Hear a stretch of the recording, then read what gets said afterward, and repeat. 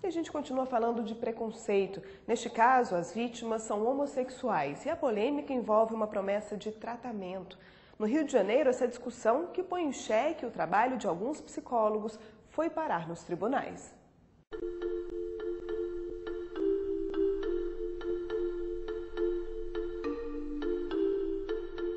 Bruno ainda estava na adolescência quando assumiu a homossexualidade. Um processo que para ele aconteceu de forma natural.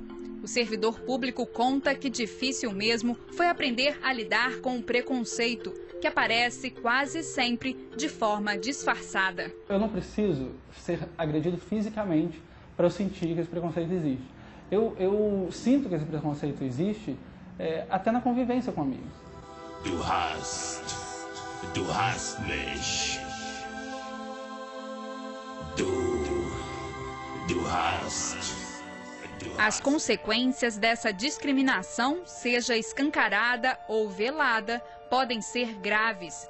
Por isso, muitos homossexuais acabam buscando ajuda psicológica, mas nem sempre o atendimento é feito da forma como deveria. Alguns profissionais que dizem que as homossexualidades produzem sofrimento, então por isso se faz necessário tratar para que não sofra. Só que esses colegas que topam e afirmam essa perspectiva, eles sequer fazem uma análise de conjuntura do quanto que o estigma social e o preconceito social é que produz sofrimento, e não o desejo em si. Principalmente durante a minha adolescência, eu percebi alguns amigos que não tinham talvez tanta facilidade de lidar com a homossexualidade como eu tive. E eles procuraram ajuda. Nem todos esbarraram com psicólogos que eu diria que são competentes.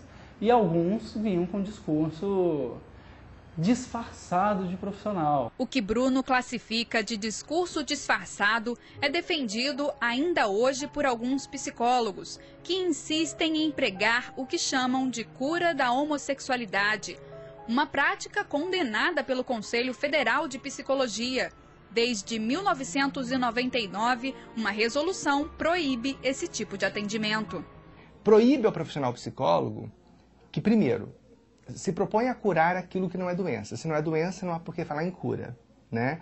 E proíbe o profissional psicólogo se manifestar publicamente no sentido de reiterar estigmas e preconceitos. Depois que a norma entrou em vigor, muitos psicólogos que insistiram na conduta foram denunciados e acabaram punidos pelo Conselho.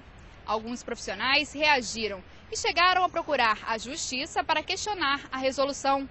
Aqui no Rio de Janeiro, por exemplo, os argumentos de uma profissional acabaram convencendo o Ministério Público Federal a pedir a anulação de parte das regras.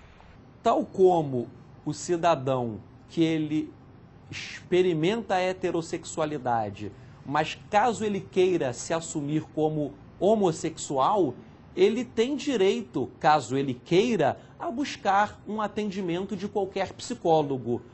Da mesma medida, o Ministério Público Federal entende que a via inversa também deve ser respeitada. Ou seja, se alguém vive a homossexualidade, mas por alguma questão interna, pessoal, deseja assumir-se e viver apenas a heterossexualidade, este cidadão tem todo o direito de buscar um atendimento de um psicólogo e consolidar a opção que ele realmente deseja viver. O procurador sustenta que a norma fere a liberdade dos profissionais. É que a Constituição da República, no artigo 5º, inciso 13, diz que é livre o exercício de qualquer trabalho, ofício ou profissão, atendidas as qualificações previstas em lei. Ou seja, somente a lei pode restringir o exercício profissional.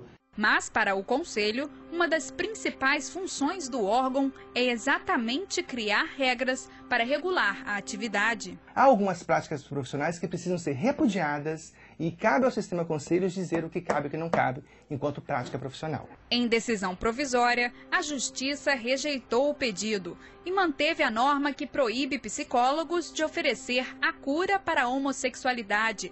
O processo continua em andamento.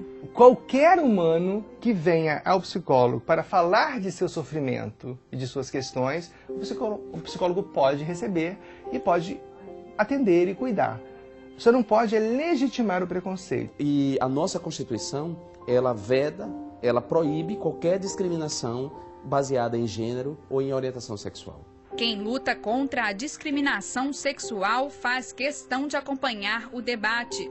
Afinal de contas, para essas pessoas, abolir práticas que incentivam o desrespeito às diferenças é o primeiro passo para combater esse mal chamado preconceito.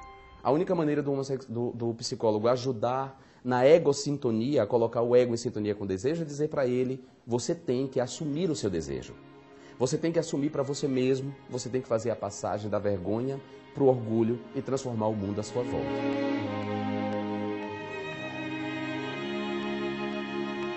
Precisam se entender, precisam de carinho, precisam de compreensão e não de cura. A cura é contra o preconceito.